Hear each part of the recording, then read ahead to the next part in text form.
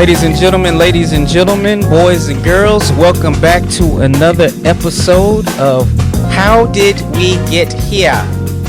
I'm your host, Jay Carter, and the man that has always heard and never seen, Skeens.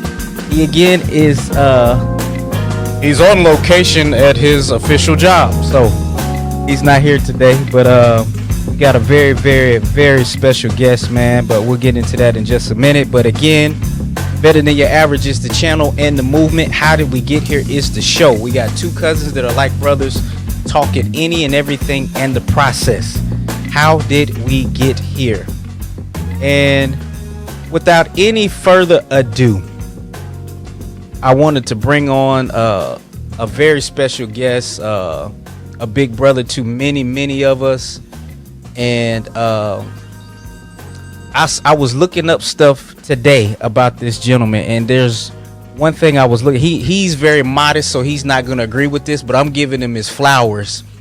Is that I'll call him an icon or iconic, right? Now he's not going to agree with that, but I had to go and do like when you used to the message in church when they'll pull up a definition, and I was looking up. Iconic means widely recognized and well established. So I know he can't disagree with that. So this gentleman is widely recognized and well established to many of us. Without any further ado, my man Larry Smith, aka Larry's Barbershop. Welcome to the show, baby. What's good, man? How you doing, bro? So for me to tell you that you iconic, how does that make you feel? I mean, it's a bigger word than I would use. I mean, people have said that before, but I don't. Yeah. Like again, what I did, it wasn't for any particular reason, man. I was just strictly from an entrepreneurship type dude, just trying to find somewhere to cut people's hair at, man. I wasn't trying to set an example or nothing like that. Just doing me, really. Right. So that's interesting that you say that, and we'll get into it. We always, we'll start at the beginning and kind of come full circle to where you are now. Right. But one thing, when I came back from Germany in '98, I went to Killeen halfway through my 10th grade year, and then we moved back to Cove, got our house built in Morris Valley, and I was there 11th and 12th grade. And, I came up, Larry, as a D's Cuts. She used to cut my hair when I had a box and all this other kind of stuff. You know what I'm saying? I know Miss D. Yes, I know, sir. Right. So when I came back, my guy Rob was like, "Yo, it's a dude over, in Cove that cut hair." I'm like, "Who you talking about?" And he's like, "Larry." That's it, just Larry. You go to Larry's. That's it. I'm like, okay. Mm-hmm. So, I was introduced to you. I was about 17 years old, and here I am knocking on the door at 39, man. And wow. I was reflecting today, man, that the shop was just a place, y'all, where, and many of y'all, everybody knows Larry, you know what I mean? And you could go to the shop, of course, to get a cut. You could go to the shop to get some rims. You could go to the shop to get a system. You could go to the shop and get some incense. You could go to the shop and find out Larry put in orders for food. You could go in the shop and get just dialogue. You can come up on, I'm going through this, or I'm going through that. I got an issue with my car. Larry knows that. I got an issue with my house. Larry knows that. I'm trying to buy a house. Larry knows that. I need some tickets for the concert. Larry got the tickets to the concert. So it's just literally a one-stop shop for everything. And in the community, it was like a beacon for us. And coming up as a young man, I can remember just where I was as a teenager and going to the games and seeing you, and, you had the flyest cars and the bikes. And it was just full circle. But the thing about it, where I always respected you, is I was like, you was doing it a legitimate way. You know what I'm saying? Right. So that was something that always stood out to me, man. But, so that was pivotal for me, man. And, y'all was sharing with Larry, man, that the big part of the reason that I started this podcast and How Did We Get Here is I wanted to highlight and champion all of these wonderful, magnificent, dope people that I knew in real life. Like I could go in the shop and talk to Larry and see him and see how he was moving as a businessman, as an entrepreneur. And, you know, that was something that we aspired to. So a salute to you, man, because you were a beacon to so many young dudes. You know what I mean? And yeah, appreciate that. So let me go back now. I always like to go. Well, let's start here, Larry. I asked you this question to start off, kind of as our icebreaker. If you had to title the story of your life, what would it be? Man, the story of my life. Man, I could write a book. The story of my life is people, bro. Seriously. People. Okay. People. Like. Okay. I mean, I watched, and I'm not that old, but watching people from high school, I started cutting hair, and I'm cutting grandkids now. Right. But I'm only 45, bro. Like the generations have gotten so close, and things change so fast. Right. So I mean, people, time. I wouldn't know what to call my life, but man, that's something that always rings. You know what I'm saying? Yeah. It just comes back to me, like just being in the barbershop every day. Mm-hmm. Like I know people are going to come in, so it's I don't know, man. That's the best I can come up with right now. Hey, we'll call it that's what we want it fresh. So people, we'll call it people in time. So let's go all the way back to your beginnings. Where are you from? Where's your family from? Where your origin story, so to speak. Okay, so my mother is from Alabama. Okay. She joined the Army, met my stepfather in Germany, I believe. Mm-hmm. We came to Fort Hood in like 79, 80. Right. Okay. We lived on Fort Hood. Parents divorced 86 or 87, something like that. We stayed. Mm-hmm. We stayed in Killeen for a couple years, then we moved to Copper's Cove, just me, my mother, my two younger brothers. Right. My mother always did hair. From the time I can remember, she was either in beauty school or she worked for a couple of different beauty salons in Killeen before she got her own. Oh, okay. Yeah, so I'm from Texas, man. I claim to be a Texan. Mm-hmm. My family, my roots is from Alabama. Mm-hmm. My real father, my blood father's from Alabama, but my stepfather's from Jamaica. So I did grow up with some Jamaican roots. Okay. Yeah, I grew up with some Jamaican roots. Mm-hmm. He was always there from the time I can remember. He still calls me his son to this day. Right. And that's still my daddy, so, you know. Now, what was the dynamic with your actual blood father?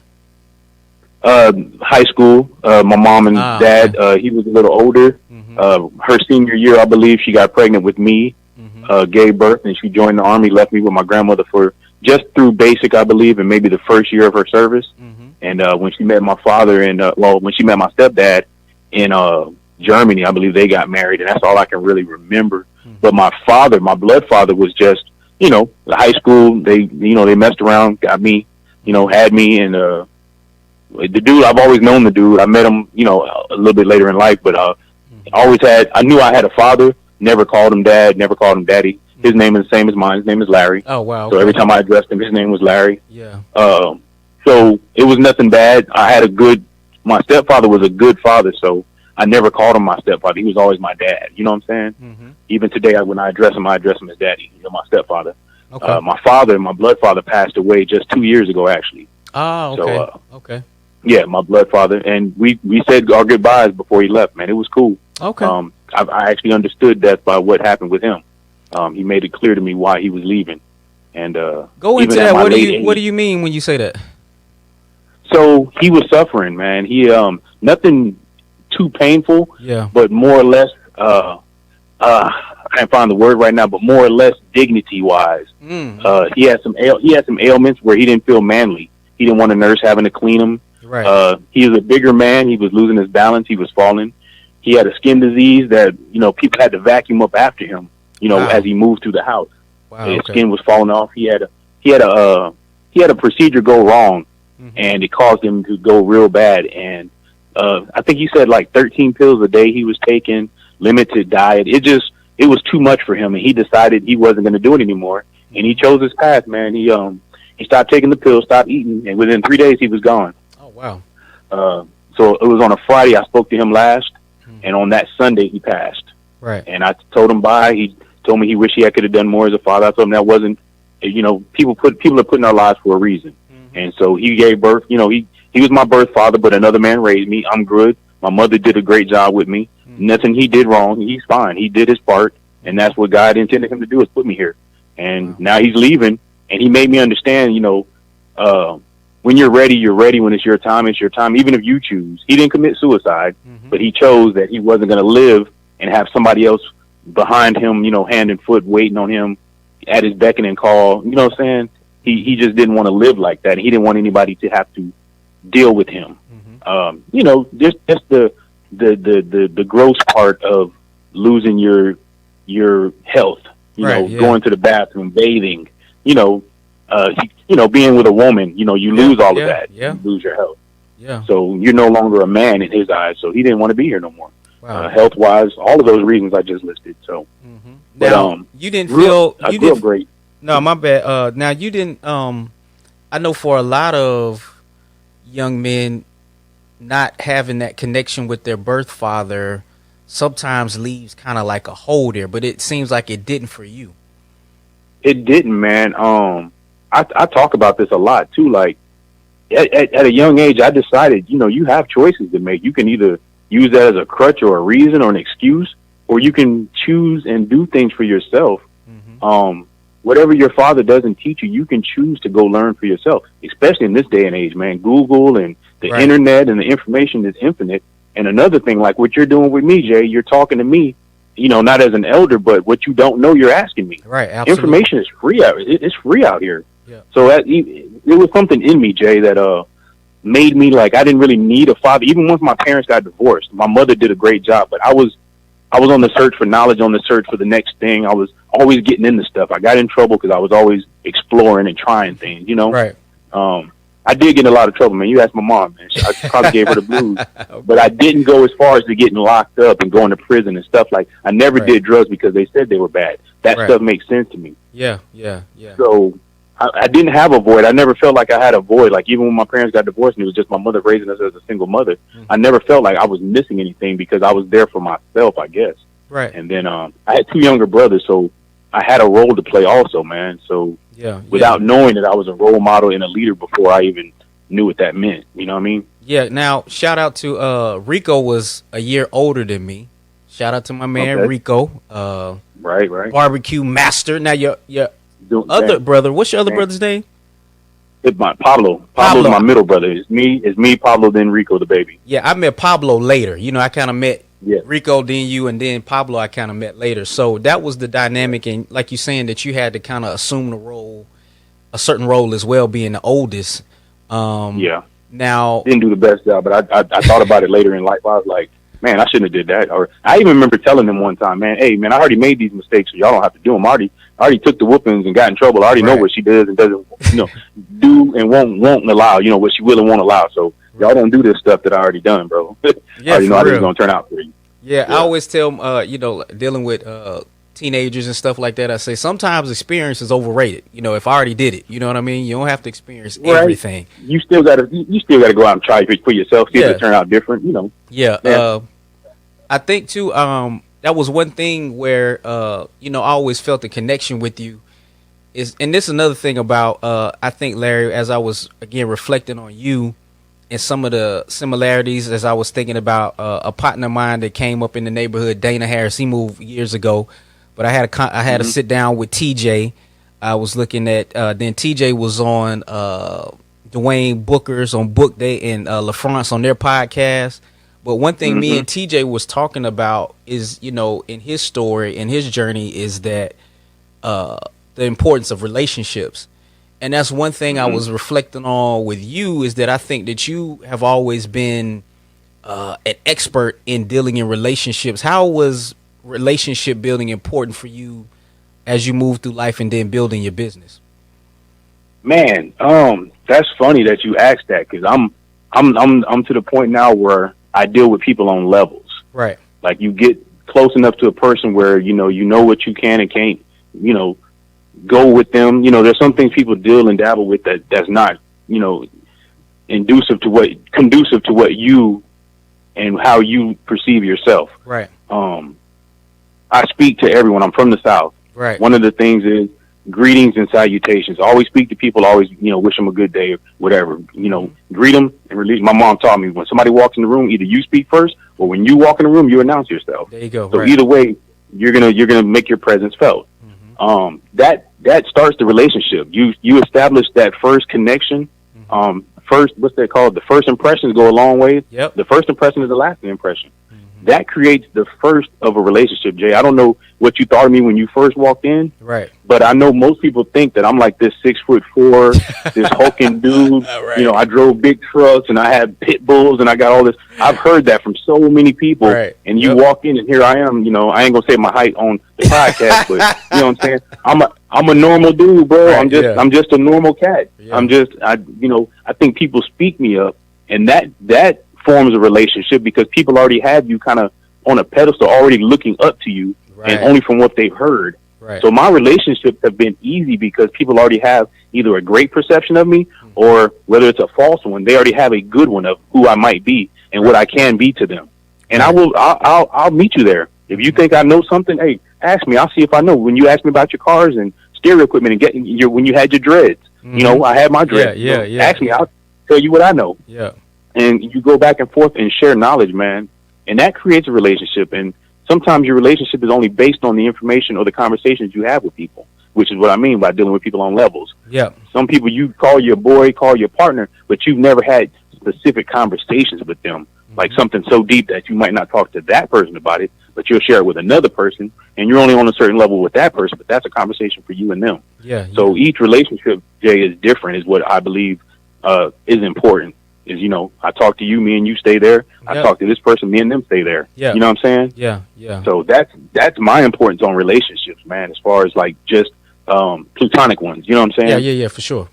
Now, while you're talking about, you know, people's perception of you and things of that nature, again, you did have, you know, there's kind of like a lore that come with Larry, you know, from Larry's Barbershop. But I was looking, man, I thought you probably have seen this, but just important for the audience, talking about relationships and talking about how Larry is with people, even because I think one thing that I do is one of my mentors always taught me is talking about you have to locate people, right? So like you said, when I initially come, for lack of a better term, I kind of come with open arms to everybody until you prove otherwise, that I might have to put you in a different box, so to speak. You know what I'm saying? I do the same. So I do the same. Depending on where I see you go is where, you know, because I have a heart for people, you know what I'm saying? And one of my mentors, a quick story is that he had called me on a random morning. I was going to work, and he said, Jeff, where you at? You know what I'm saying? Like, I'm thinking, am I missing a meeting or something? I'm like, sir, I'm still at the house. He said, are you supposed to beat me to work? And I'm like, oh, you know, he's joking.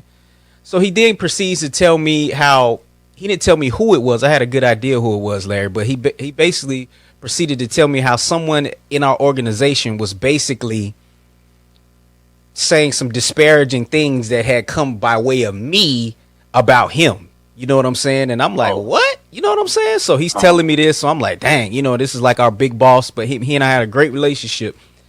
And so as he's talking, I'm like, yo, sir, all that to the side. Are we good? And he laughed. He said, what did you say?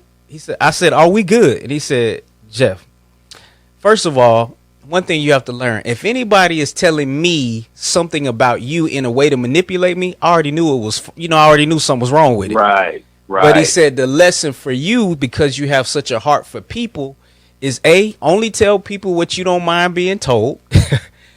And B, you have to always locate where people are.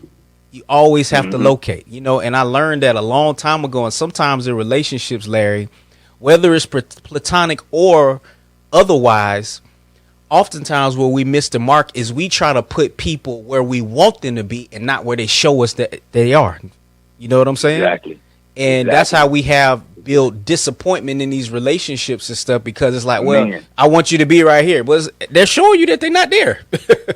Bro, I read so much stuff on Facebook, not to cut you off, but one of the major things is a person who does so much for other people only gets disappointed because of what you haven't done for them or what you won't do. Right. What really disappoints you is the fact that they would do that for you. Right. And what another thing is, if you do somebody wrong, what hurts the most is that you would never do that to them. Yeah, that's it. You know what I'm saying? That's it. I believe that's what you're saying when you say locate. Like, where we will go, both of us might not need to go. You know what I'm saying? Yeah, right. You know what I'm saying? But in the same sense, what you just said is what I'm getting understanding of is like, you know what I'm saying? The disappointment in relationships is that you see something in somebody that you're willing to go a certain distance for, but they don't see the same in you. That's it. You know what I'm saying? They're not willing to go the same distance. Right. And that bothers a person. You know, you say you greet people with open arms and you're open hearted. Yeah. And a lot of people aren't, man. And it's not your fault. It's something that might have happened to them in the past. You can't take that personal. Yeah. And I was looking up, just looking at different reviews and stuff like that online. And this one jumped out to me, man. And basically the guy, I can't remember if it was a guy or girl. I think it was a guy, but it was saying basically I had never been there, talking about coming to the shop. I'd never been there, but I was treated like I come there all the time.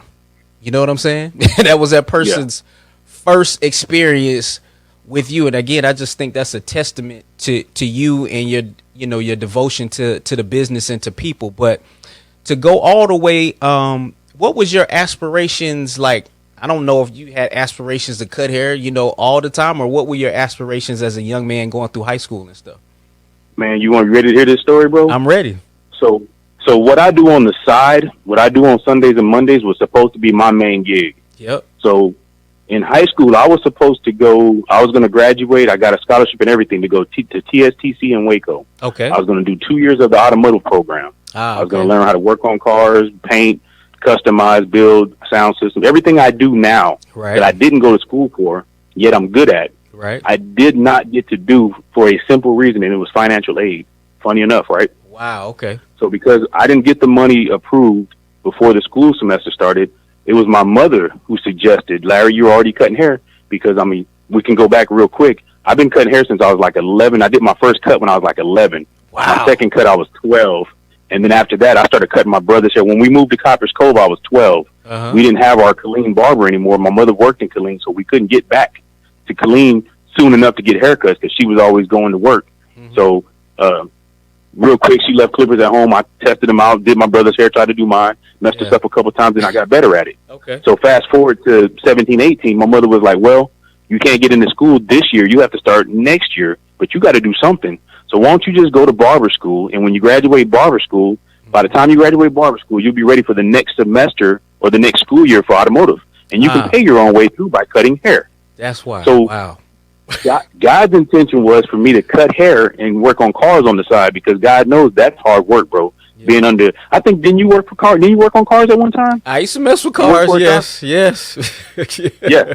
So I believe you worked at a dealership or something at one time, and that is strenuous work, being in the garage in the shop all day under cars, crawling in and out of trunks, crawling in and out of hoods, back seats, bro. It gets old quick. Yeah. So standing there cutting hair, watching TV, wearing what I want to wear, listening to music, chatting with people is easy work, bro. It is so much easier than working on cars.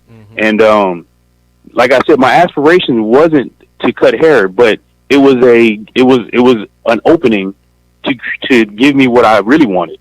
Which right now I have a shop, I have a garage. Yep. I paint, I do installs, I do mess with cars, I build bikes, I drag race, I do everything I've always wanted to do.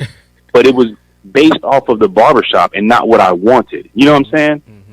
The barbershop gave me all that. So I was naturally talented at cutting hair. Not at first, but I picked it up so fast. And like I told you, my mother always did hair. Yeah. And so when I was in high school, even before I had a license, which is illegal, I'm going to tell you now, I know it's illegal, but I went to my mom's shop and I worked there as if I had a job from the time I was like 14 to 16. I would go there every day after school and cut hair like I had a job. Wow. And then when I turned 16, my mom was like, you need to get you a real job, get you a legit job, make you some good money, and you can cut hair on the side still. What happened was I went on vacation to California. When I was gone, my customers that I had started going to other barbershops. And the barbers in those shops would ask him, where would you get your haircut at? Where'd you get your haircut at? This, your last cut was pretty good. Oh, this dude named Larry at his mom's shop, he's a teenager, whatever. And they found out I didn't have a license. They're like, oh. So, of course, they sent the state over to check my mom out. I was gone on vacation. Wow. My mom lets me know, from here, calls me in California. It's like, hey, when you get back, you can't cut hair in the shop no more.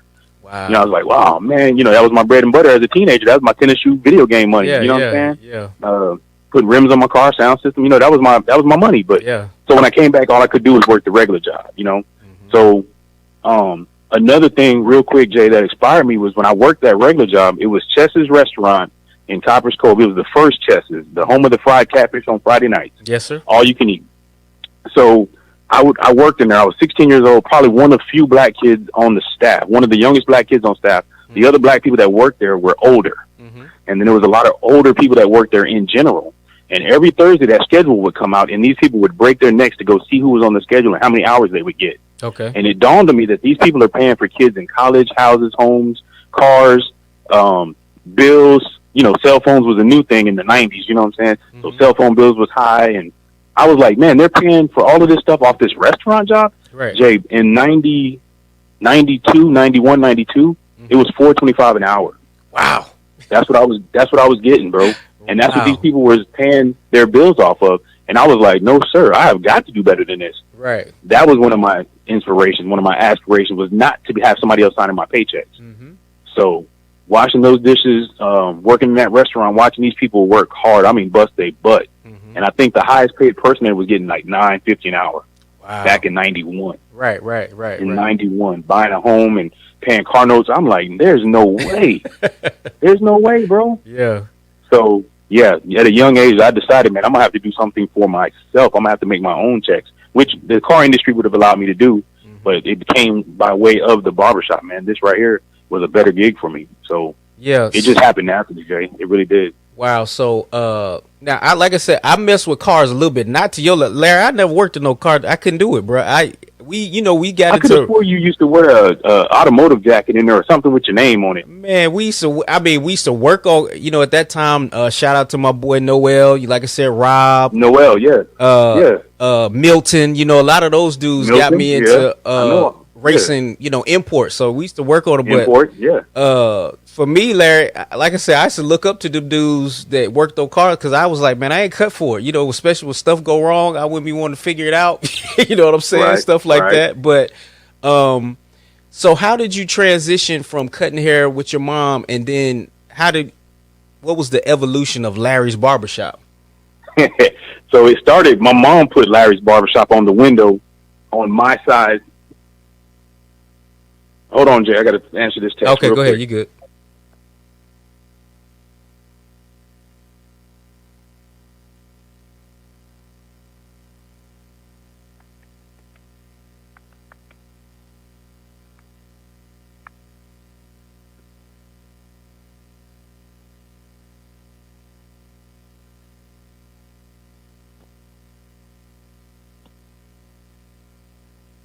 Okay. All right.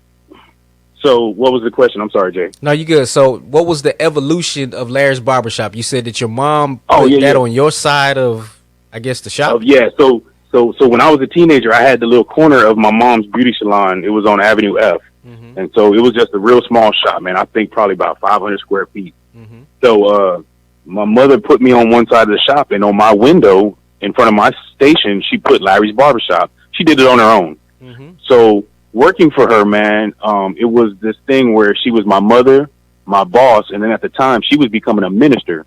Mm. So she was like my mom, my boss, and my preacher, bro. She was, I couldn't breathe. I mean, my customers would come in. I was young, bro. I was 19. Yeah. Starting when I started work for 18, 19.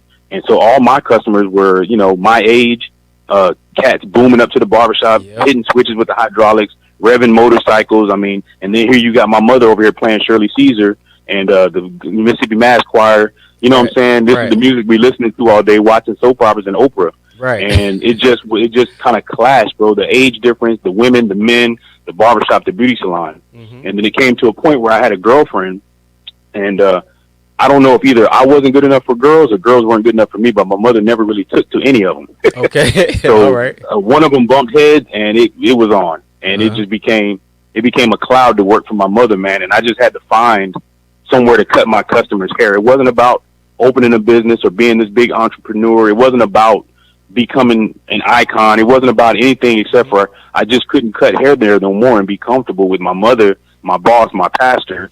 You know what I'm saying? Yeah. All one person. And then, your whole time you grow up, your parents are like, yo, you want to do things on your own? You want to do this? You want to do what you want to do? You move out and get your own place.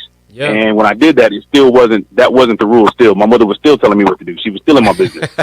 So it was like, I have to become a man now. And it's all it was about, man. It was never about becoming a big baller or Larry in lights or nothing like that. It was just moving to a place where I could cut hair and take care of my customers and just have my own atmosphere. Right. And I think that was the evolution. I think it's key what you're talking about, y'all, is I think sometimes, Larry, when we have our aspirations in our mind to whether it's business or whatever the goal or dream is, sometimes we get caught up in, for lack of a better term, the nuts and bolts of it. But kind of you would just, hey, man, this is something that I got to do, for this position that I'm in right now. And then from there, before you know it, it kind of, as you're just doing what you do, starting where you are, you know what I'm saying? It grows into this other thing. So, you've been being me, bro. I promise you. Yeah. The cars, the whole, everybody, thinks I'll buy stuff to park out front of the bar. Bro, I like looking at this stuff when I walk out my front door. This is me, rims, tires, paint job. When I get in my cars, I bang the music. Yeah. Bro, I've got a car specifically built to bang music. I've got a car specifically for me to look at, like, oh, it's so pretty. I got one that I just listened to the engine. I got my motorcycles for speed. You know what I'm saying? It's all for me, but it appeases other people as well. And other people, I ain't gonna say haters, but people that don't understand think it's for another reason. Like I'm showing off. And I'm not doing nothing but being me, Jay. This is just what I do. Yeah. And I've always been about cars. Like I told you, I was supposed to be in a garage. I wasn't supposed to be a barber. Yeah, that's crazy. I was crazy. supposed to be around cars 24/7. I still remember, it's so many cars of yours that I remember, but what resonated with me that always pops in my head is when you had that blacked out Acura. Because I had just got into, imports, and I would see, y'all, I would see Larry would pull up. It was always at nighttime, so it looked crazier, even that black car at night and the wheels. I remember that. Was that Impala was like silver or bluish? Yeah, it was the sky blue Caprice. Yeah, Caprice. My bad. Caprice. Yep. Oh my God. Yep. So just a few things, man. The funny thing is, we was just talking about that Integra. 17-inch wheels was huge back then. Like that was the biggest you could put on a car. Yeah, that was the 90s. You know what I'm saying? In the 90s, like 17. Now I'm driving an Escalade with like 26s on it. Now 28s is huge. Right. You know what I'm saying? It's crazy. Yeah. So yeah, man. But that's another thing that brought people around me, man. That's funny that not only not toot my own horn, but not only did I give good cuts, but I drew people in by what was parked outside sometimes. Yeah. Like the same interest of people that share, like the car enthusiasts, they come and get haircuts also, and that dictates the conversation in the barbershop, bro. And it makes the day go by when you're conversating about things that you are passionate about, like riding bikes or going to car shows or installing the next big amp in your car. Like that's the conversation for the day, and you're not working, bro. You're just in there, you're doing you. You know what I'm saying? Yeah. I'm cutting hair, but it's so easy with what's going on around me. Yeah, you know what I'm saying? Going to I know everybody has their barber, their barbershop stories, but again, for me in this area, our generation and generations after, everything, like I said, everything was a man, it was a man's place. Again, people was in there again cracking jokes, talking about each other, talking about the latest stuff going on, whether it was in music, pop culture, what was going on in the neighborhood, the local football, basketball team, talking cars, talking women. Sports, everything was going on. And then Larry advanced to where Larry, of course, have to have all the movies and everything. You got big screen TVs everywhere. Yes, sir. And even just to let you know how much, again, man, you meant to me. And I had, my son, Trey, forever he let his mom just cut his little hair with, the little scissors. But when he got his first official haircut, I'm going to probably put a picture of it in here. I had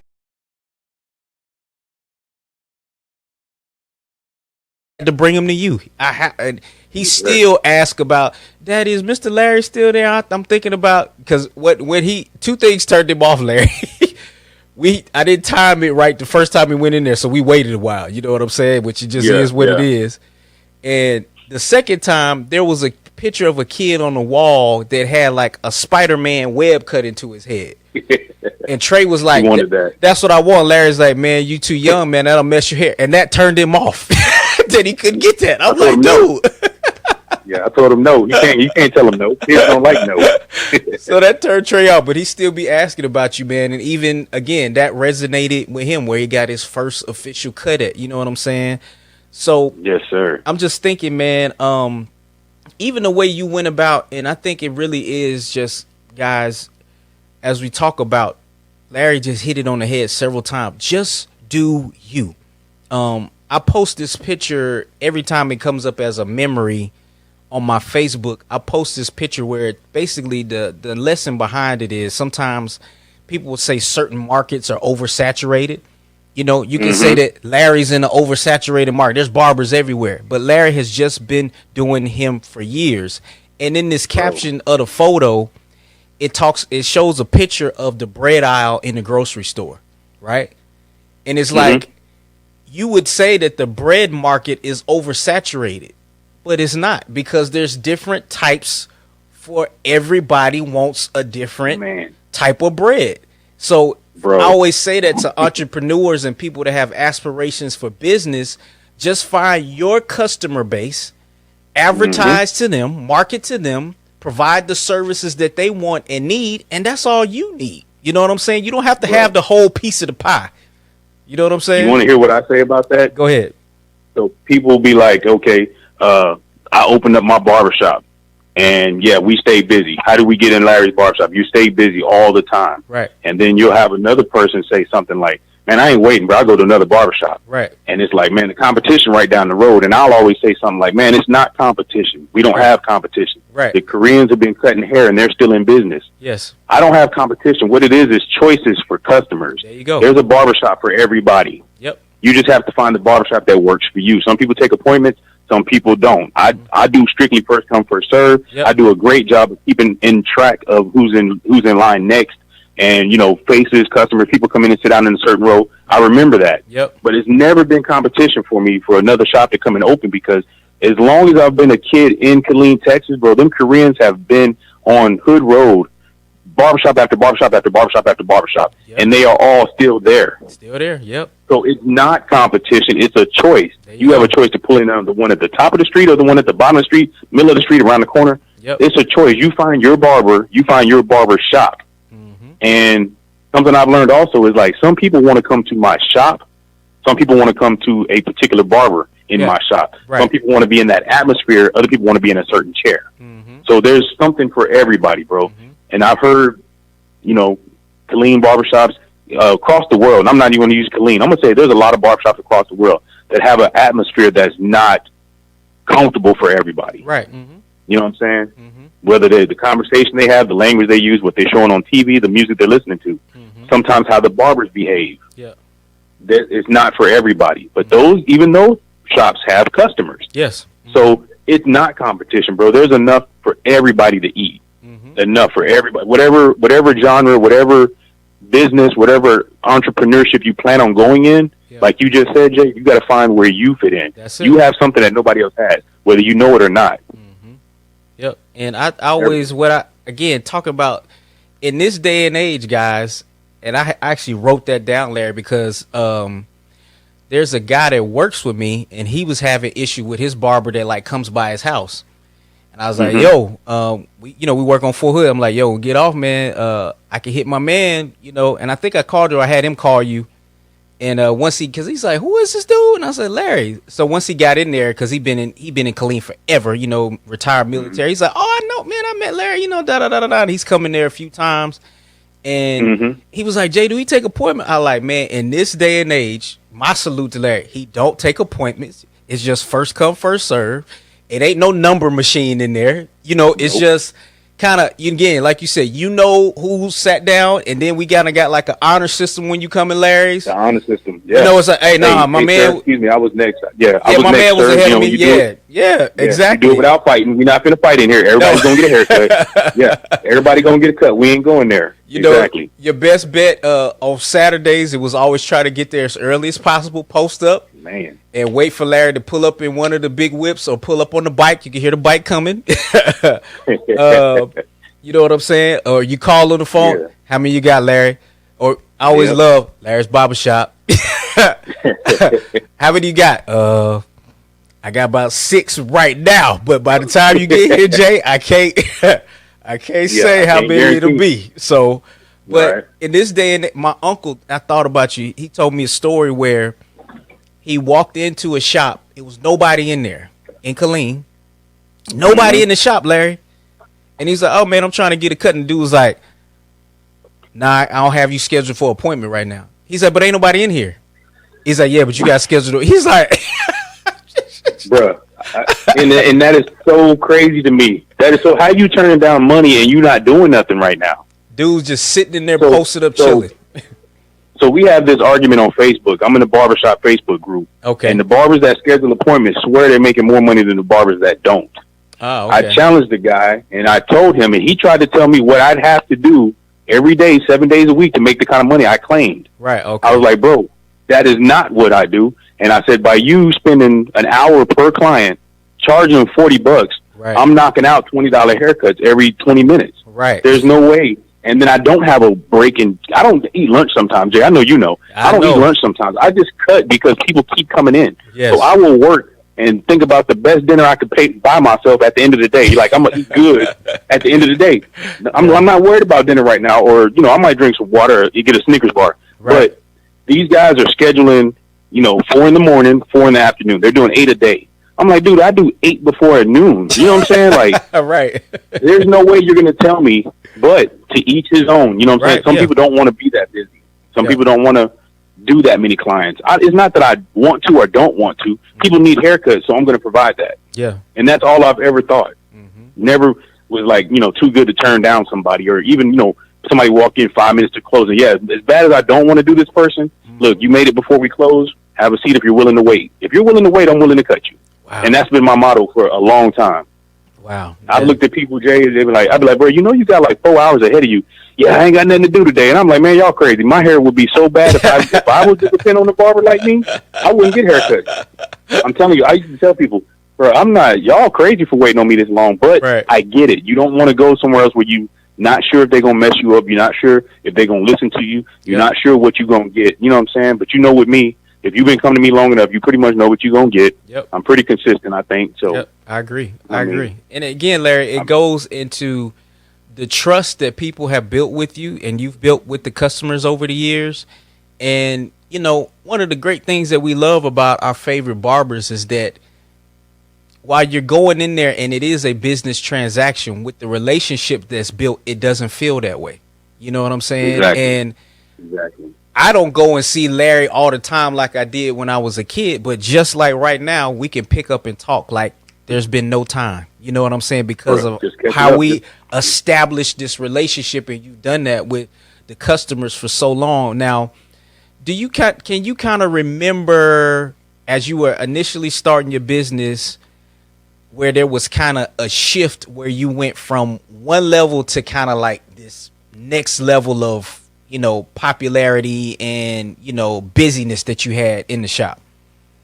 Okay, I'm gonna tell you, yes. When I first opened up, it was a lull. I actually, Jay, during the day, I would actually turn the lights out because there was no customers. I was trying to save electricity. Mm-hmm. I wasn't real sure if I was going to make it in the first year or so. Wow. And I remember hiring my first barber within a few months. He was a Puerto Rican dude named Lewis. I don't know if you remember him. Yep, I do. He was Puerto Rican, but people thought he was white and they wouldn't let him cut their hair. Yeah, okay. So earlier in the years, it just started like that. And then what shifted for me, Jay, was when I started doing designs and people didn't know, I started doing like, people was letting me be, hey man, can you just throw something in there? Like, do what you want to do.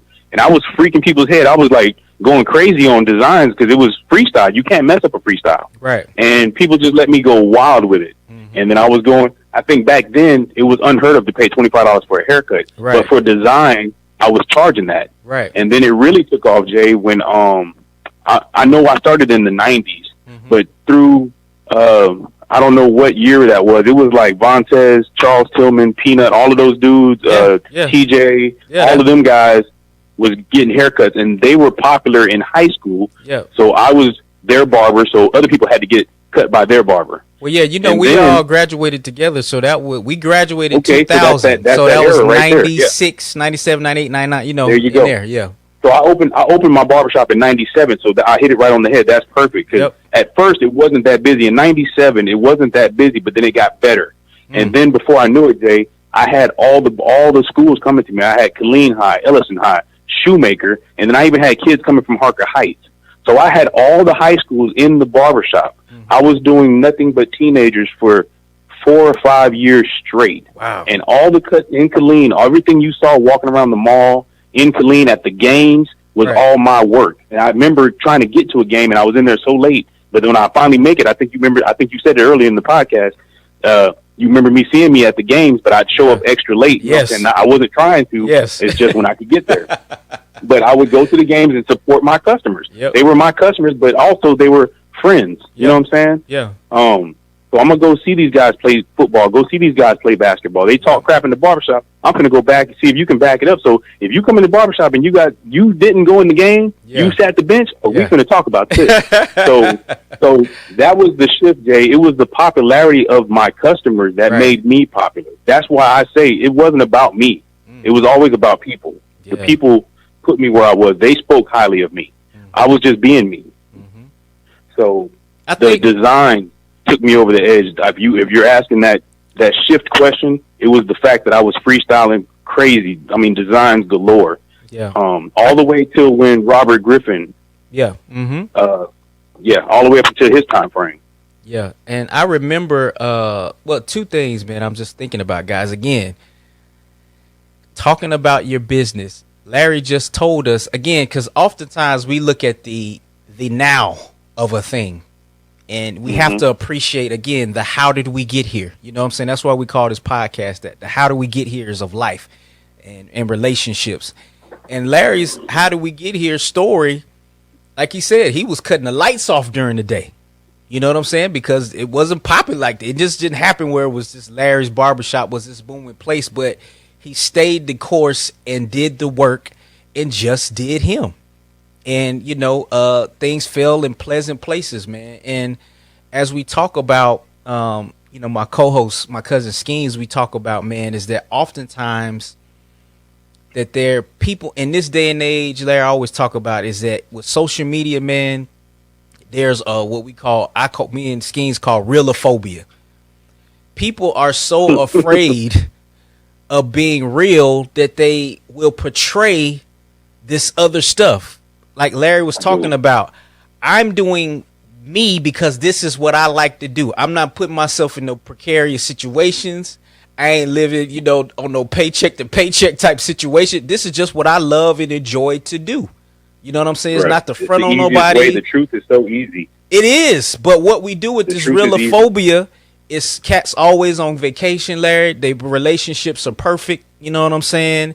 I had a homegirl, Larry, it would blow your mind. I would always see her on social media, and I used to tell her, I said, man, you and your dude, man, y'all look like y'all like he about to run for public office. Y'all look so perfect in these pictures. And she said, Jay, our relationship is toe up. But again, the realophobia of a thing, man. You know what I'm saying? We talk about that's a big conversation in the barbershop. Yeah.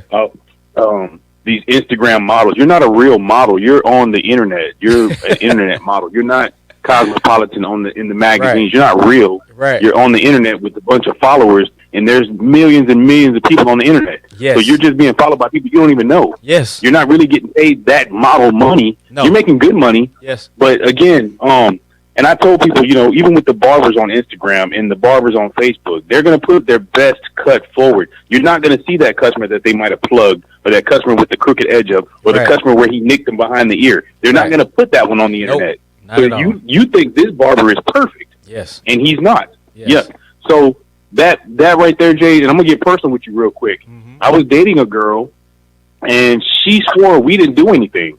Like, she was on Facebook scrolling, and everybody was on vacation and climbing mountains and kayaking and under a waterfall, and they're doing all this stuff. And I'm like, babe, we did all that. Yeah. Like, we have photos. We've been to Puerto Rico. We've been to Florida. I was telling her all these places we've been, but we just don't put it on Facebook. We don't have to tell the world. We're living this life.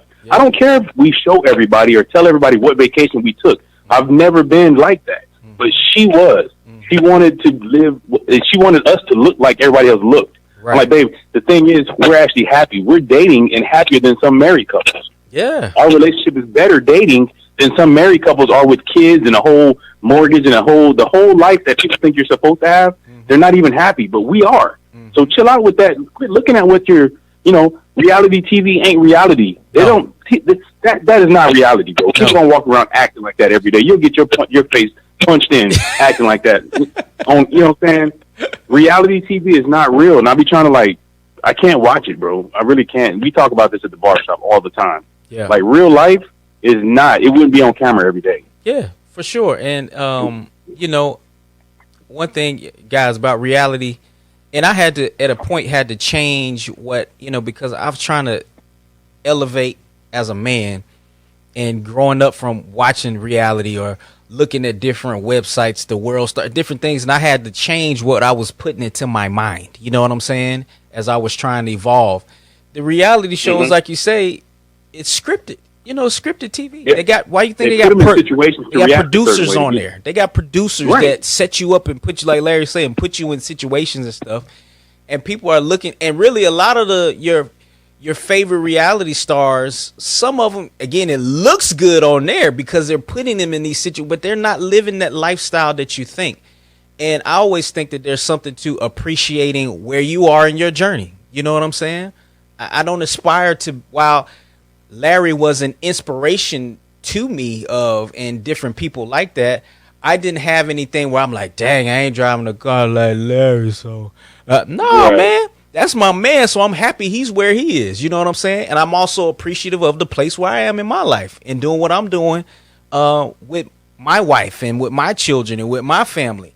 I know you were saying that it's funny that you were talking about that with relationships. As what kind of stuff did you encounter in this area, being so known and different things like that, Larry? How did you navigate relationships with women? Would you say that you felt like you had a good time or a bad time dealing with? I had a good time, man. So Jay, I'm different. I view relationships differently. I wasn't in relationships to get married. I was in relationships to be in a relationship. Okay. Where no matter what it was, if she was my girlfriend, she was my girlfriend. Right. I never really looked for marriage, and I didn't do the thing where she's got kids, I'm not going to date her, because she still could be a good woman. Right. So most of my girlfriends, they weren't well-known popular girls. I didn't date the girl that people think Larry should be with. You know what I'm saying? I'm an entrepreneur, big baller type, so you need to be with the cheerleader type chick or the chick that's like you. Right. I did date chicks that were, for lack of better words right now, maybe not on my level, right, but because I liked them or because I cared about them or I saw something in them that I wanted to be around me. I wanted the realness in the people that I dated. Mm-hmm. And I was in a lot of long relationships. My last one was 11 years. Wow. And, I raised 2 kids with her. They weren't mine, but I treated them as such, and I've always treated anybody's kids. And that's, again, very important that you carry yourself a certain way as a man with kids that are looking at you every day. There you go. So I treated their mother as a queen, and I treated them as children should be treated. And I try to be a disciplinarian, even in this day and age where it's hard to be disciplinarian, right, because of how society is downplayed and looked down upon the way we were raised, the way I was raised, with whoopings and getting in trouble and grounding and, probably getting knocked out every now and then. They just frown upon that. Right. But some of these kids, and Jay, put it on your podcast, edit it out if you want to, but some of these kids need to be checked. Absolutely. Their parents have let them go too far, and then these are the adults and the people that's going to run our country in the future, which is why I think Trump, he wasn't raised properly because he didn't respect people. He didn't value people. He doesn't value people. Mm-hmm. So the way he is, or the way he was as a president, is what became of what we saw and everything that is going on around us today.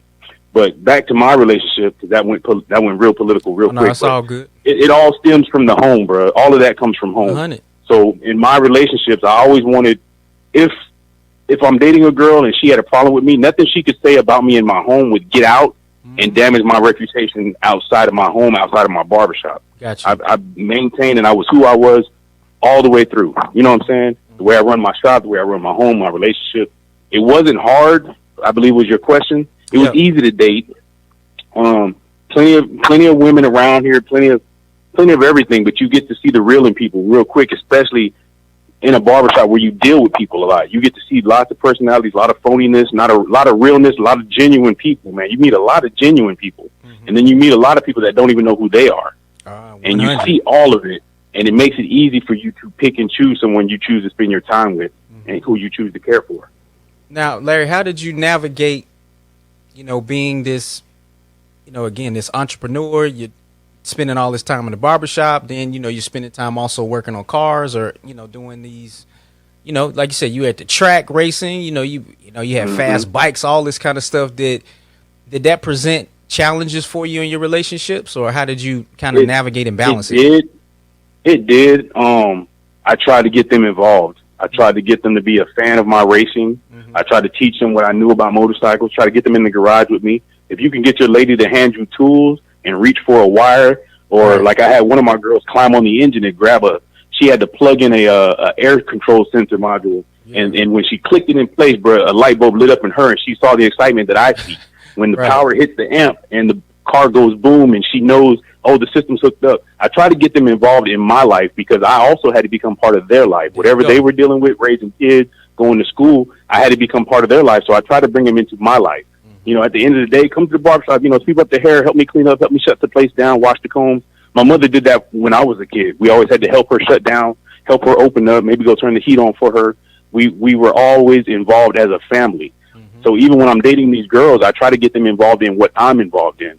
I'm the president of my bike club, so whenever I step out with the club, the first lady should come with me. You know what I'm saying? Yeah. And that would make the other guys, women, feel more comfortable if the president's girlfriend is with him, girlfriend, wife, whatever. Yeah. If she's seeing that the event is good enough for her to show up, then the other guys might follow suit, setting the example. So whenever I dated, I'm busy as I don't know what. I'm always busy, but there's never a time when my girl couldn't show up where I'm at and she wasn't welcome. She could come to my garage. She can come to my barbershop because the conversation we kept it at PG. You know what I'm saying? You can think back if you want to. If you ever come in there and heard us cussing or using the N-word or having something inappropriate on television. No, never. You can think it. If you can think of one, tell me. Yeah, because I tried to. That's one thing I don't allow. Yeah. So if my girlfriend's kids or my mother walks in that barbershop or walks in my garage or steps into a bike event that I'm attending or some function that I'm holding when I was doing the concerts and doing the promotion, if it was something that my girl couldn't show up to, I probably shouldn't be involved. Right. You know what I'm saying? If it's one of the children couldn't see me in that light, I probably shouldn't be involved. I never got into promoting strippers and dancers and the Chippendales, although we had a lot of that come to this area. I never promoted any of that. Yeah. I've always done rap concerts, comedy, different things like that. I've done races and, support local charities. I've never done anything that would have caused somebody to look at me any differently than what I presented. Now that's dope, man. I mean, like you said, the shop, it was a safe haven, man. It just really was. I always, like I said, I knew I was going to spend some time in the shop. I knew I was going to have a good time while I was there. You know what I mean? And it wasn't, I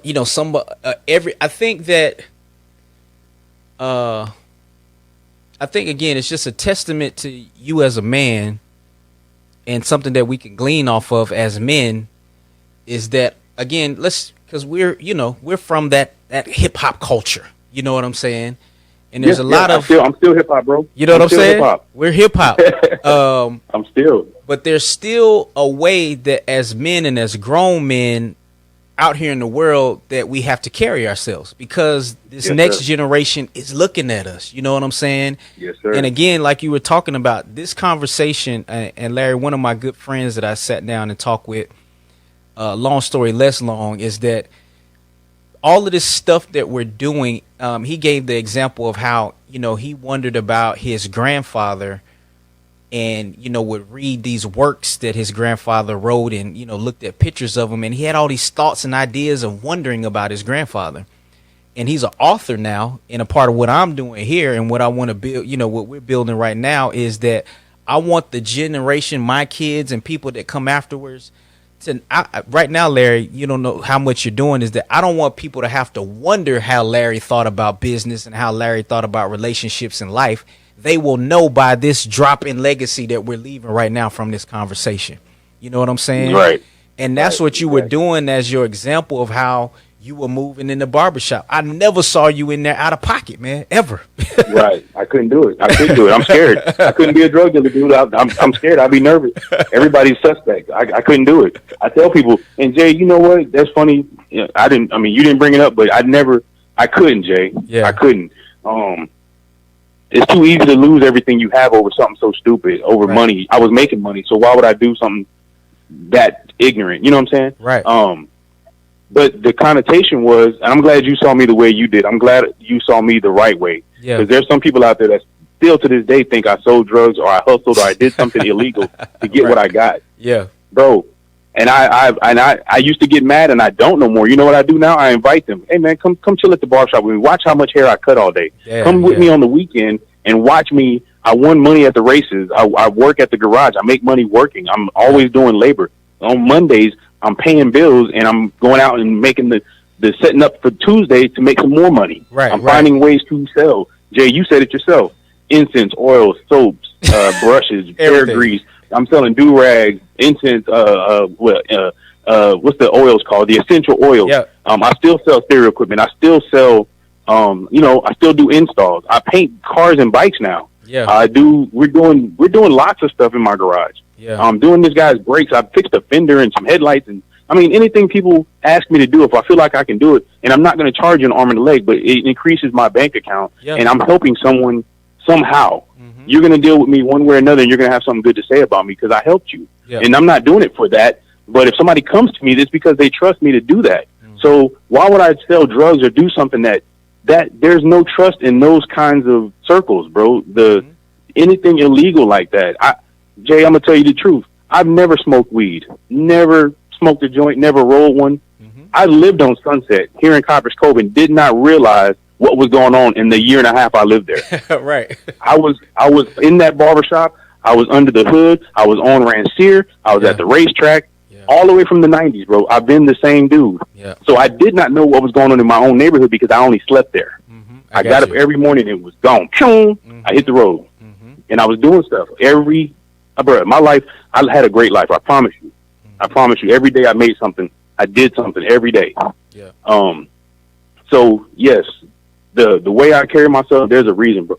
That nobody can't take this from me. I pay my taxes. I work hard. Everything's got receipts and warranties. Right. You know what I'm saying? It's a safe feeling, bro. It's so. I can't imagine being like a drug dealer and having the people right around you wanting to take what you have and get you.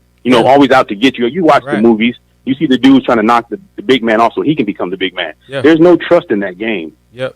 But being the boss of your own, opening your own door to your own business and making phone calls and paying people and writing checks and booking the next show, bro, there's relief in all of that. There's accomplishment. There's a sense of, man, it's hard to describe what it is. It's easy when it's real, like it's the truth. So it's so easy. Yeah. I mean, what you're talking about is, another tangent to go on is always tell women that no man, because you out in the world doing your thing and you're, for lack of a better term, you're in a battle, so to speak. I said, I said, this is an example I give, Larry. I said, you never see a boxer go out there and fight for 3 minutes and then come in the corner and still be boxing. He comes in the corner to get refreshed, to get some instructions, to get some water, and he goes back out into the world or into the fight again. So what you're talking about is, I always tell women, is that dudes want to have a peaceful household.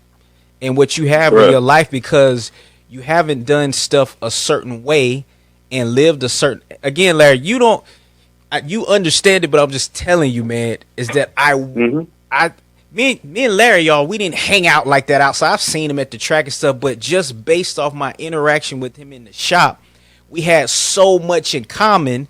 And again, it just solidified certain things within me because I wasn't doing a lot, like I said, smoking and doing I never, Larry, but I was looking at you like, man, Larry's the same way.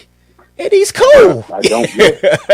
It's just me. My mom didn't have to drill it to me. Don't be doing drugs. No, the commercial said, "This is your brain. This is your brain on drugs." They cracked the egg in the hot skillet. That was enough for me. You know what I'm saying? I seen dudes smoke weed and they look sick. I'm like, bro, you look bad. Like, yeah, he's high. I'm like, oh, he's high. He looks low. He looks sad. He looks down. Right. It doesn't look like he's high. Right. Now, then the other drugs came in, and I seen other people using stuff, and I'm like, why do you want to feel like that? Why would you do that to yourself? Right. So, bro, it's the way people perceive, and I don't know if it's a genetic thing or a hereditary. Right. I could not. There was nothing in that made me want to go try it. Yeah. You know what I'm saying? Yeah. Yep. Not try the drugs, not sell the drugs, not be around it. I tried to smoke a Swisher Sweet one time, but that was nasty, disgusting. I was like, what am I doing? Only because everybody else is smoking black in my house. Yeah. I tried to, join in. No, bro, this is not you. Bro, I wasted a whole $4 on a pack of whatever it was, and I threw them all away. It's not me. Yeah. So I had to I had to be real with myself, bro. That's if I'm good with it. Forget what other people think. But here it is. All these years later, you're telling me that example that I wasn't even trying to set was an example. Mm-hmm. You know what I'm saying? Mm-hmm. Me being real and me being me was a great example for you. And you were thinking the same way, like you probably don't fit in somewhere, but really that's where you want to be. Yeah, you know what I'm saying? Absolutely.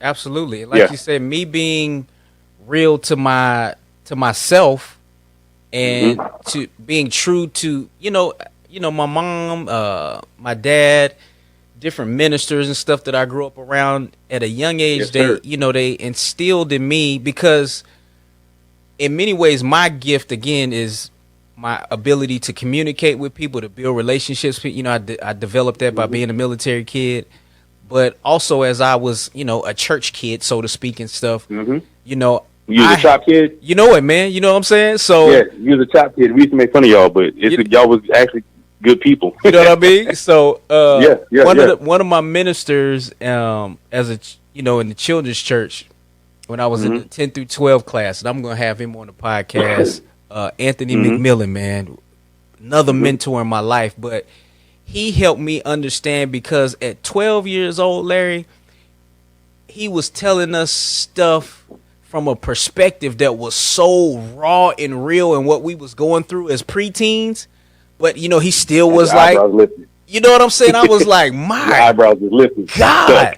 And he's a minister, but he just let me know that basically, for, in so many words, Jay, just because, you a church, don't mean you a square, you lame. You know what I'm saying? So he just made me understand that it was cool for me, again, to be in my lane, doing what I do the way that I do it. You know what I'm saying? So I felt solid, and I saw that in you, man. And I think about too, you were saying that, cause I was sitting thinking, Larry, like, so you said you were this last relationship was like 11 years. The last time I saw you, I guess you were in that relationship, but you not anymore. So are you 45 years old, are you turned off from relationships, or are you still? No.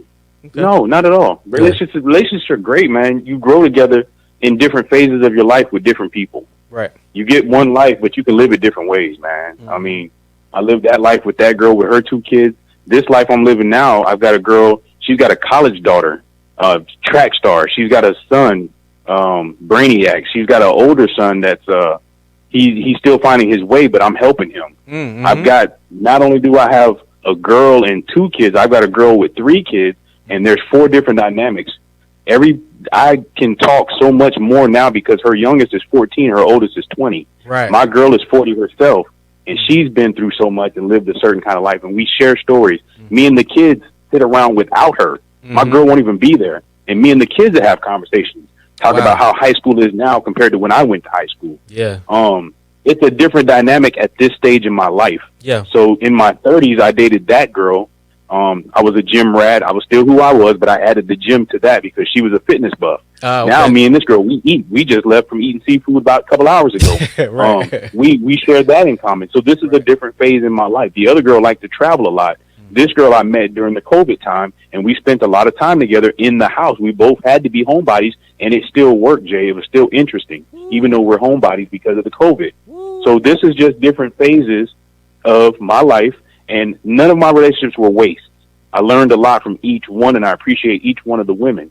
Wow. And the children. Mm-hmm. There's only one that at this point in my life, I would never talk to her again. I would never deal with her again. Mm-hmm. It was and it's not even her fault. It was a mental health issue. I remember who you talking about. You ain't got, we ain't gonna put Okay. but I remember So that we'll leave it at situation. that. Yep. Yeah, we'll leave it at that. And her mental health carried on into my mental health. I was at a point where I was unsure of myself because of how her understanding of life in her mental capacity was. The way she saw things and processed things because of her mental illness made me rethink what was normal to me. Like, damn, it makes sense when you think about it her way, but it's still not right.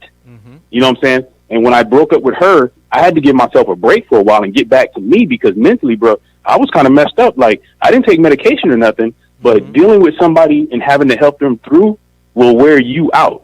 You know what I'm saying? Yep. It's a mental, it's more tiring than physical.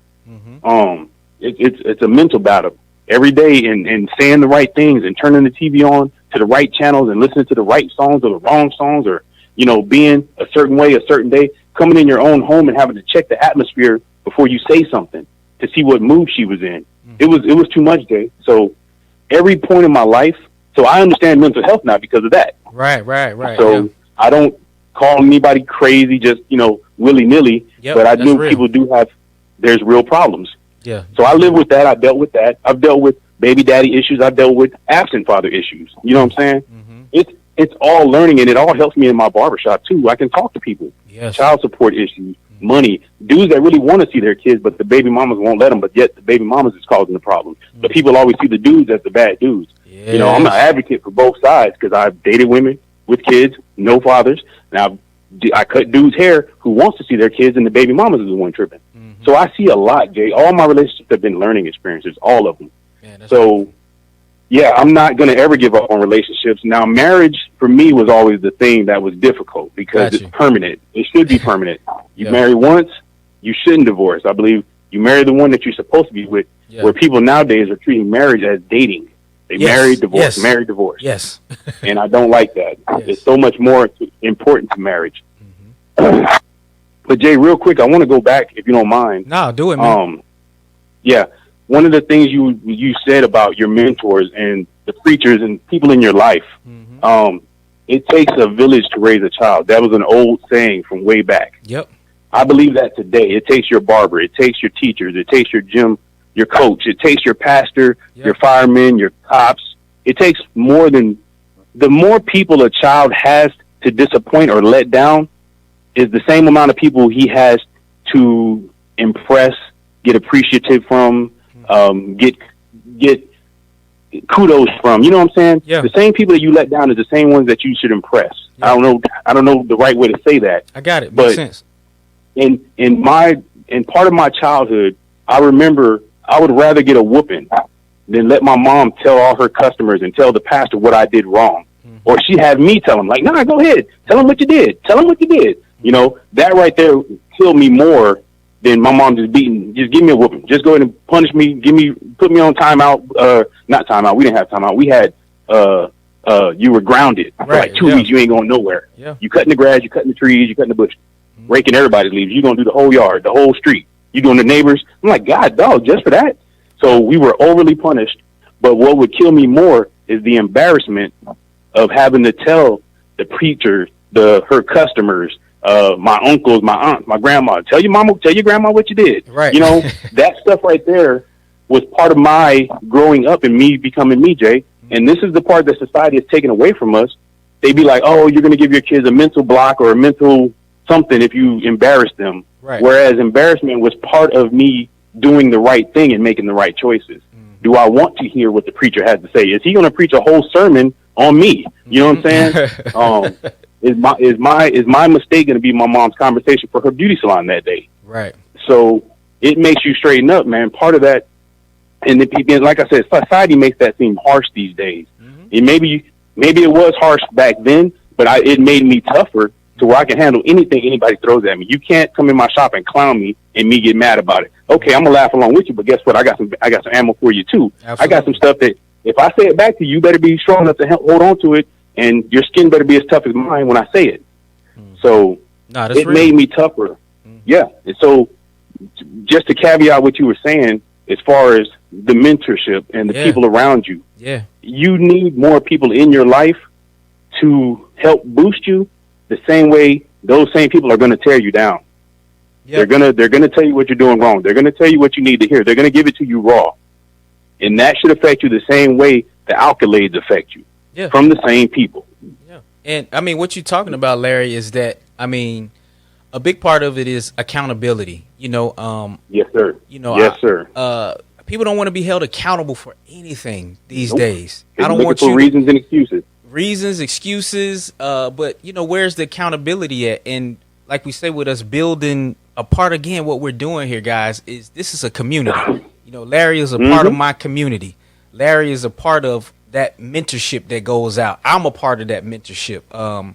One of my, older big brothers was telling me that he thought that a lot of reason that, the black community is a certain way is because, they've always killed our leaders and, different things like that. And I told him I understood what he was saying, but I partially disagreed. And he asked me why. And I was like, because you have to look no further than the leaders of me, of you. You know what I'm saying? Of Larry, of the TJ Voids of the world, the TJ Hollowells, the Vontaze Duffs of the world, the Junior Paynes, the Travis Boyces, the LaFranz Hartman. I go on and on and on. The Bishop Holcombs, the late great Bishop. All these people are right here where everybody, and Bishop taught us a message way back where he's like, basically everybody is responsible or accountable for a few. You know what I'm saying? Him as a bishop, his reach may have been a little bit farther, but it's no important than my 5 or 6 or 7 or 8 or 9 or 10. It's all a part of what we need to build the community. Sometimes I'll talk with my sisters and homegirls I'm cool with about, their significant other. And one of the first questions I ask Larry is, what dudes does he go to for counsel? Does he have a mentor? Who does he talk to? Yeah, and oftentimes it's we as men can go to these places where we're just an island of ourselves.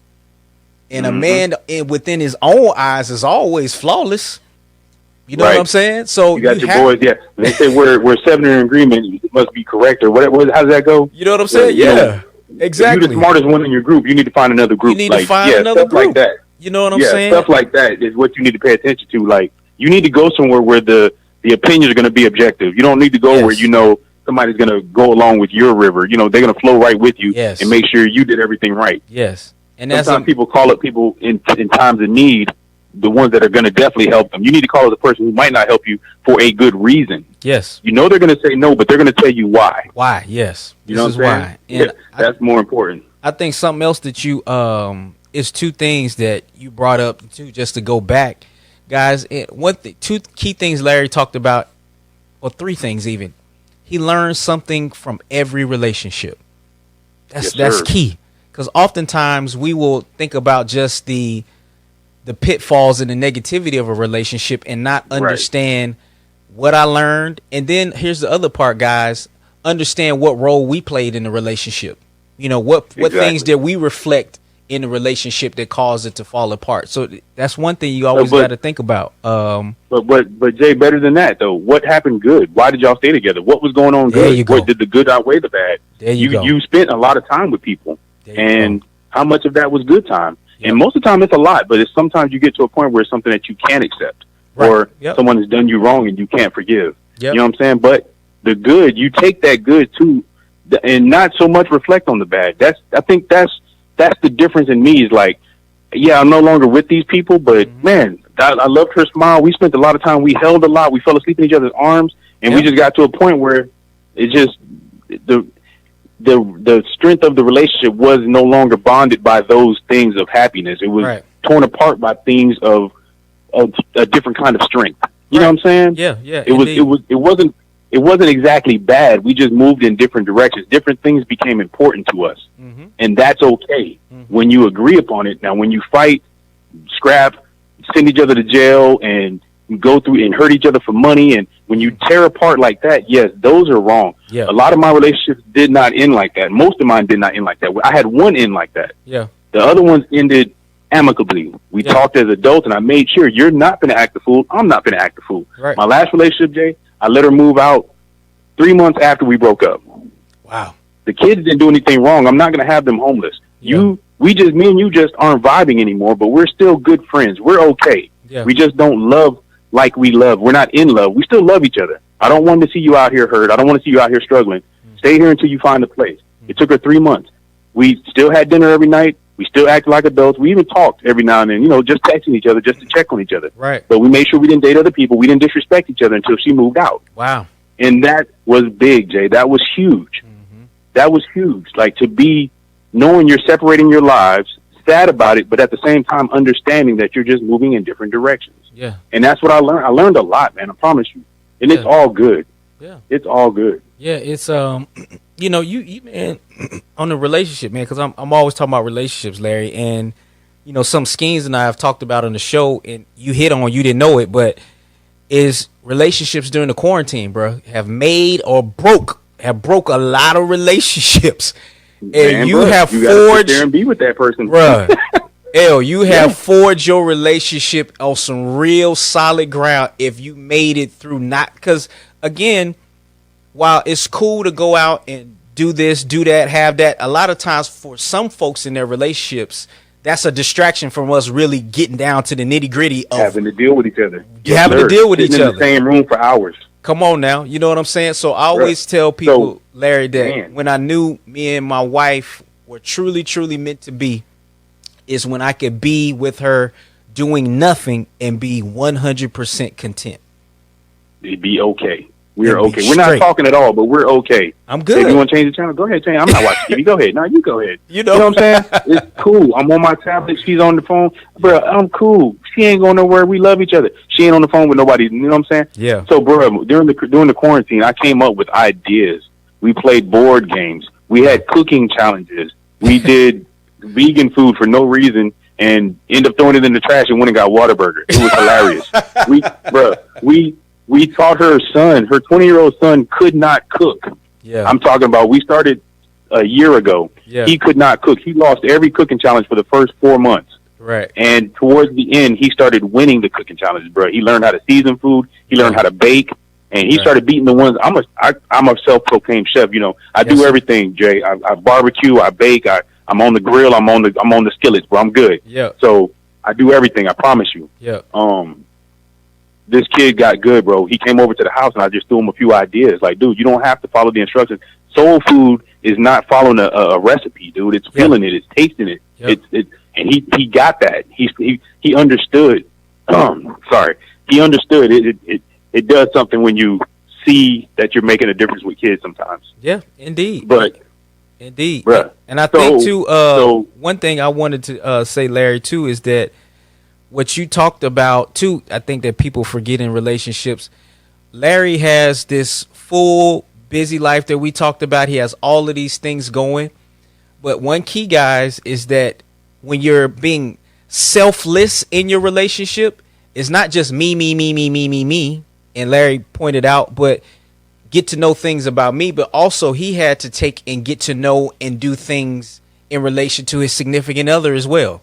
Again, this is why it's called a relationship. One hand washes the other. So it's about getting into being selfless and getting into each other. You know what I'm saying? And that's the kind of things that energize a relationship. I just wanted to point that out because that was key. You dropped that gem that people won't do it. So many people are selfish in their relationships like that, man. You know what I'm saying? Yeah. So one of the things, Jay, is it's already understood that I was busy. I know I'm busy. I've got a lot going on.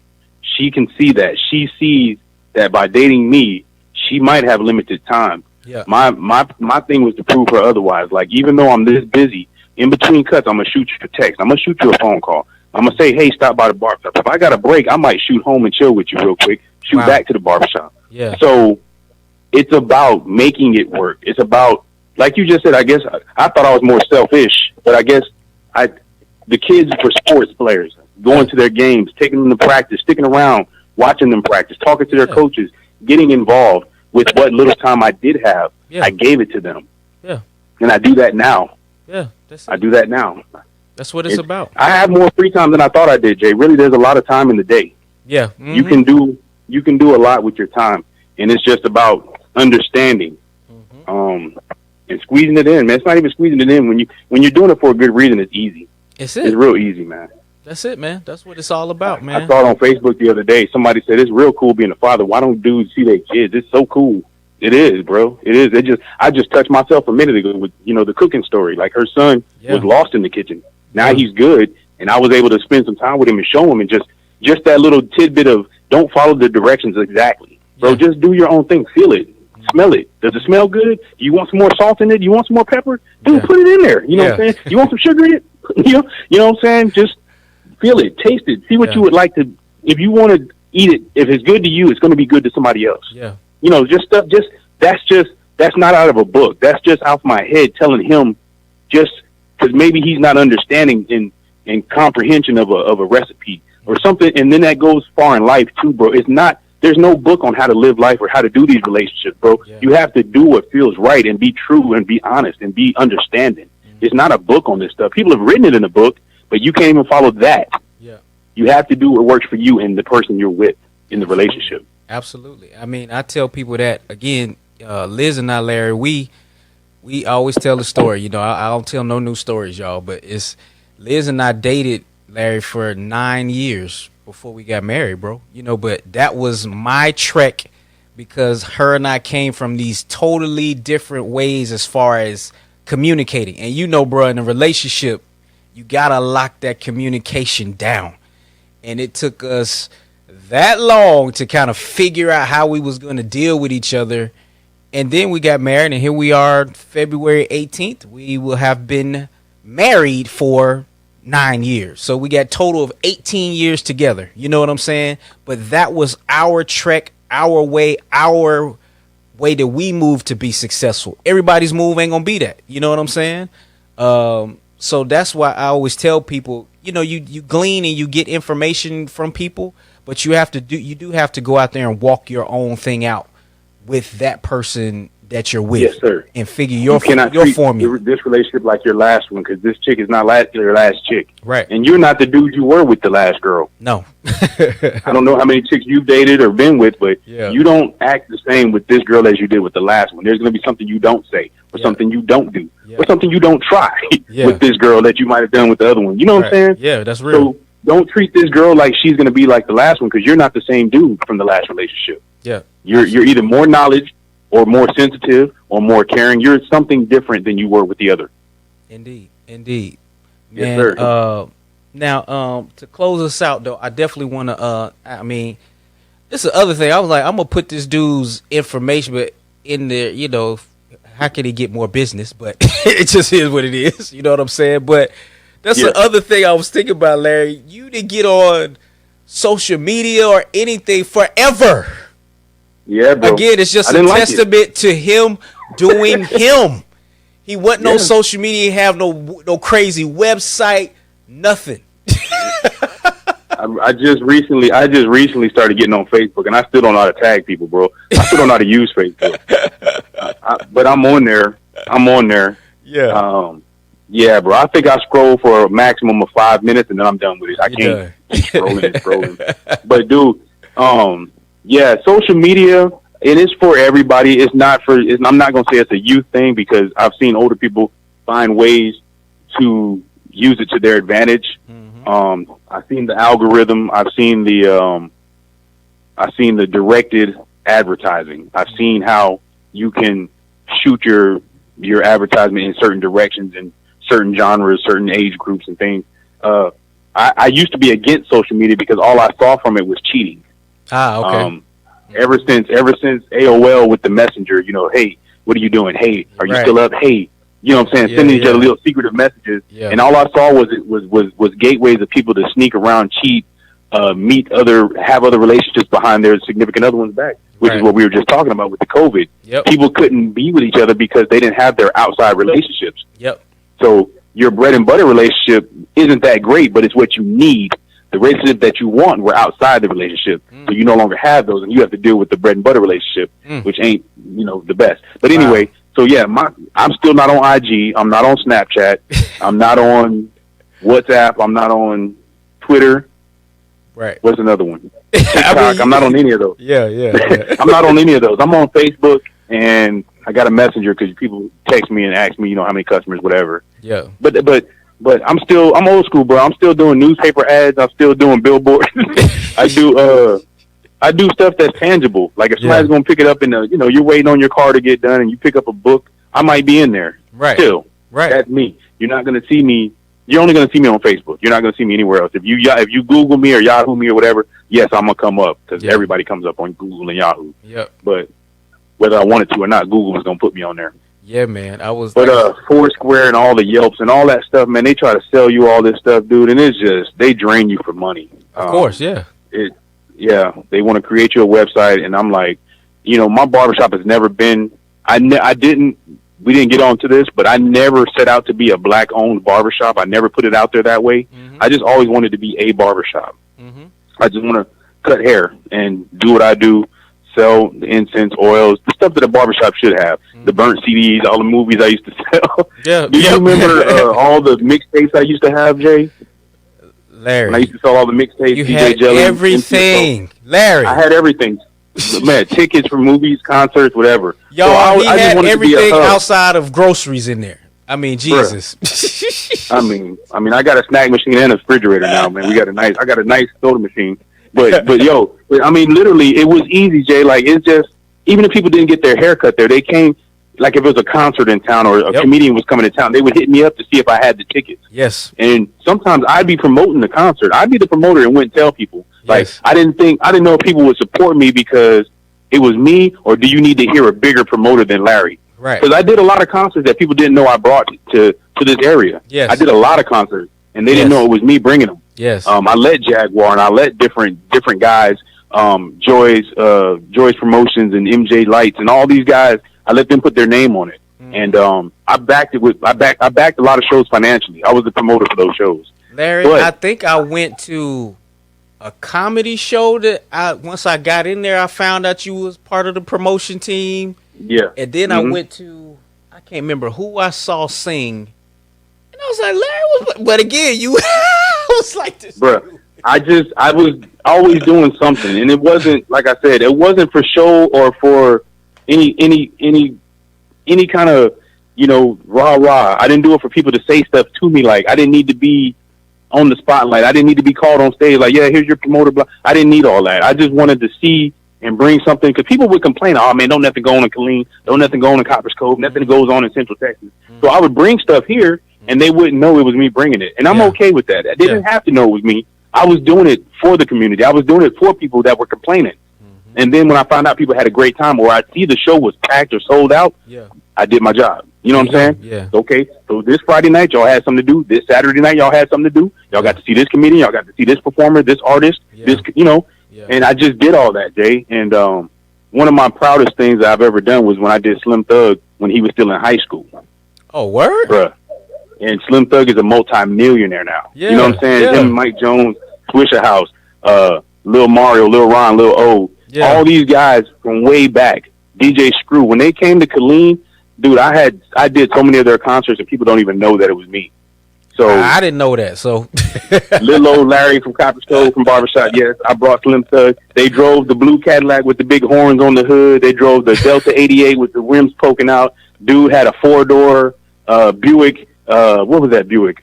One of the Buicks that they all drive, but it was in the 90s. Wow. So it was crazy, bro. I mean, I got to meet a lot of people and did not make a big deal out of it. Was never starstruck. Don't have a whole lot of pictures. Met Roy Jones when he came down.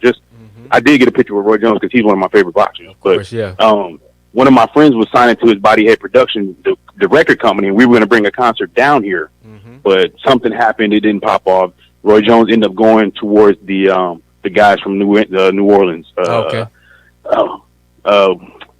400 Degrees. What's them guys? Juvenile and all. Oh, them. Yeah. He ended up messing with Mr. Magic, and I think he messed with Mystical and a few other people that Roy Jones had got on his record label. Oh, okay. The dudes out of Atlanta too, the Youngbloods. Okay. All of them guys. Yeah. Okay. Yeah. So yeah, he kind of left the Central Texas area where we still got a guy that performs in Austin, but he's gone. He's like a rap rocker now. He's doing a whole nother thing. But anyway, yeah, Jay, man, bro, this life, you didn't take me back now. Well, that's what I'm saying, man. I just I just knew this story that Larry has of, again, it goes back to, as we always talk about, y'all, relationships. You know, this dude has so many relationships.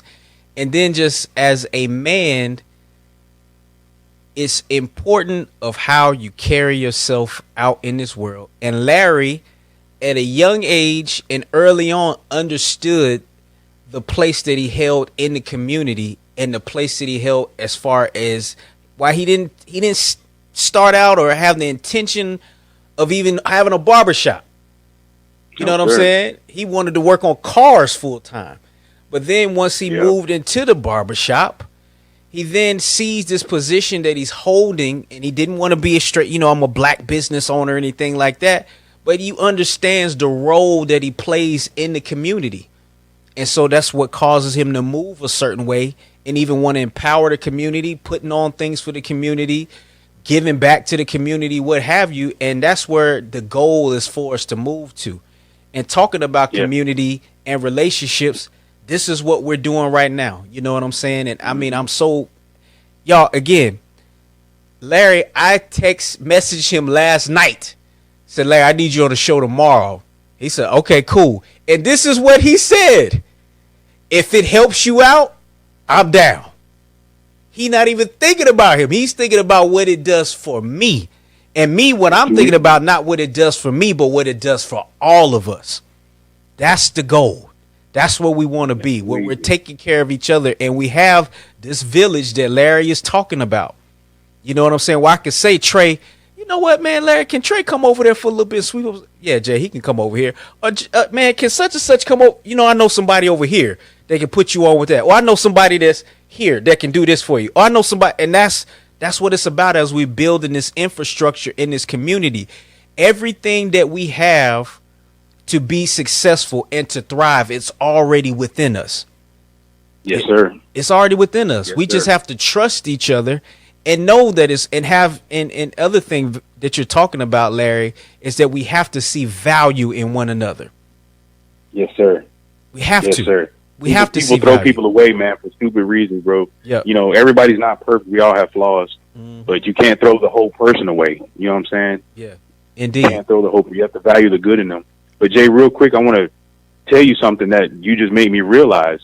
Sometimes you got to talk things out and hear yourself speak so that it becomes more clear to you. Yeah. So what just became clear to me is I did more good by taking the second choice than taking my first choice. I just realized being in a garage, under a car, or in a trunk, I couldn't have done what I've done at the barbershop. I couldn't have did these concerts. Yeah. I couldn't have spoke to this many people. You wouldn't have been, me and you wouldn't be on the phone right now had I chose to be mechanic in a shop, in a paint booth, in a install bay. I wouldn't have been able to reach as many people. Man, that's real. The barbershop, I've said it before. It's funny. I'm gonna go back to your son. He said he wanted the spider web on the thing, on the chart. Yep. I didn't give it to him. I told him no. Yep. But the barbershop, I've always called it a spider web, bro. It starts in the center and it just goes out and out and out. It leads to so many other things, bro. Yeah. It just does. My mom, I told her she's a minister. Yep. She wanted me she thought I had a calling. And I told her one time, I said, Mom, I could do more preaching from behind my chair than I could in front of a pulpit. I reach more people cutting hair, talking in their ear. I have their full attention while they're strapped into that chair. Yes, sir. People in church fall asleep. They be on their phones. They be listening to music. Bro, when I got you in that chair, I'm talking to you, me and you going back and forth. Me and you've had many conversations getting haircuts. Many, yes. So you understand what I'm saying. So you just made me realize that the barbershop was not my first choice. It actually was a hobby, and it became my bread and butter. And it's brought me so much. It has brought me everything. Yeah. I mean, and I say that to say, when people are out there making choices in life, don't completely close any options off. Okay. Take an option, take a chance, take a route, do something. Don't do nothing. Don't do nothing. Do something, and it will lead to more. It always will. And I've learned that. I've been trying to tell people that. Join the Army. The Army is going to show you that there's more jobs within the Army. Then you're going to get a contract job. Then you're going to go overseas and travel abroad. Then you come back and you have knowledge of other countries and how it spirals when you start somewhere. That's it. And that's what the barbershop did for me, bro. Yep. And you just made me, just talking to you, you reminded me of some stuff I forgot I used to do, bro. You didn't mention the body piercing, though. You didn't mention the body piercing. I forgot about that. I forgot about I just remember that. I was the first person in Copper's Cove. As a licensed, I actually went to a class and got certified to do body piercing. Whereas a lot of tattoo shops, they because they're under a tattoo shop, they just started piercing. No training, no anything. I actually took days off from the barbershop and went and got a certificate to learn how to pierce. And I was the first piercer in Copper's Cove. Tongues, eyebrows, belly buttons, private parts. I was the first, bro. So, something you didn't mention, but I'll throw it out there. Nah, that's dope. And again, Larry, that's a part of, again, why I love having these, again, man, and I appreciate you because for the most part, I don't prep people on what we're going to talk about. I just want it to be a natural, organic. Again, Larry, I didn't tell you this, man. When I first started having thoughts about this show, I was going to hit you and say, Larry, would you, if I paid you some bread, would you let me use the barbershop on Sundays to shoot my show? I had this whole thing where I was like, because that's the place I thought of, man. That's the place I thought of with all these wonderful organic conversations with all these beautiful people from the community, man, coming there. Man, so like many opinions flying in there, dude. So many opinions and people's misguided thoughts and misguided truths and what they, but you know what I'm saying? Yep. It's great. It's great. I love it, Jay. I love it for sure, man. But and if you had asked me to use the bar, I'd have been like, "What the hell is a podcast?" Because I really still don't know what it is. I was like, "What is a podcast?" Because all I know is an iPod. I don't know what a podcast is. So, right. I mean, we just on here running up. You know what I'm saying? Again, just running your mouth. That's all it is. At the end of the day, put your piece of the puzzle out there, man. And like I said, I've always. And a friend of mine, Larry, she took me back. I was in like elementary school, and she was like, "JD, you realize that you used to kind of like counsel me when we was in elementary school?" I was like, "Man, nah." And she, again, in a conversation when we were adults, she took me back, and I was like, "Yo, this is where it started. Where I just had this ability to just talk and build with people." You know what I'm saying? And then I was like, "Man, we need to just turn this into a little show." You know what I'm saying? And I know many people. It's when you're honest and real. You have no angle. You're being honest. Like somebody asks you a question, you answer it. That's it. You're not taking advantage of them because they don't know something. You're just being honest. There's no angle. You're not out to get nobody. So things will come your way. That's it. But man, Larry, I appreciate you for spending this time with me, brother. No doubt. Man, I can't thank you enough, guys. But again, this is the world famous, the icon. But again, y'all, this has been another episode of How Did We Get Here? I'm your host, Jay Carter, the man that has always heard and never seen. Skeens came in and caught the tail end, but AKA the background. What is it? Background killer, AKA the Wizard of Oz. But until next time, we'll holler at y'all, man.